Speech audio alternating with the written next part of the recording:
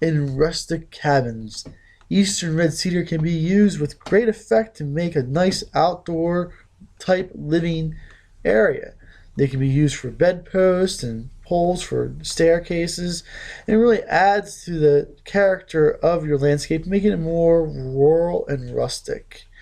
Eastern red cedar is a plant that's commonly found in the eastern part of the United States. They like to grow anywhere in the eastern United States, including the middle of fields, to the sides of the ditches, to right in the middle of the forest. Typically, in the middle of the field, the tree tends to keep its lower branches, but as you venture further into the woods with less light, they usually start to lose some of the lower branches. As the tree gets older, it can become a really nice looking plant, and it can become a majestic large tree as well. The larger the tree, the more lumber you can get out of it. The eastern red cedar is a great choice for most landscapes. If you need any, we most certainly have a lot of them available for you to pick up. My name is Mike. We're at Highland Hill Farm, and this afternoon we're going to be trimming some of these eastern red cedars. We put these guys in the ground last year, and it's the first time we're going to start shearing them.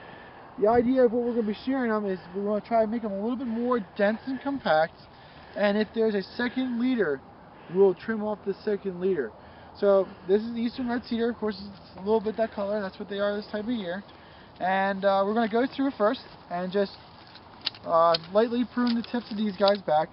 And what this will do is that when the snow load comes, there won't be as much branching there, so it'll have less snow damage and ice damage to it. We're just going to take off the top of it a little bit, and we should be good to go on it. There is a little bit of a hole on this side here, but if we trim it down like this, that'll force growth in on that area, and we should be good to go to fill that in. That's all that we really need to do on these guys. It's real simple, real easy. So we'll go on to the next one. Again, it's real simple, real easy. Cut off these guys a little bit. Now, this is a little annoying, so we should get rid of these weeds. But if we just trim the sides of these a little bit, that's Sweep, he's stick happy. If we just trim the sides of these a little bit and trim that top, that should force the bottom to grow out a little bit more.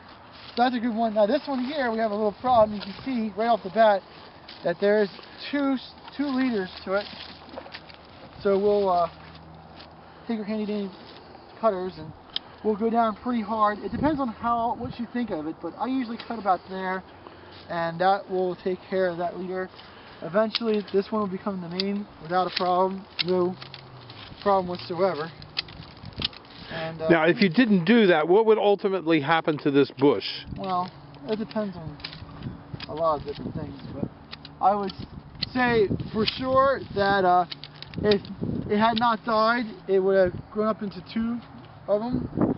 And eastern red cedar is such a hardy tree that it probably would survive with a double leader on that, but we always like having single leaders, mostly because when the snow hits, we want to make sure it's strong and structurally secure. It's not going to break or bend over. Alright, we'll do the next one. Again, there's a little weed there.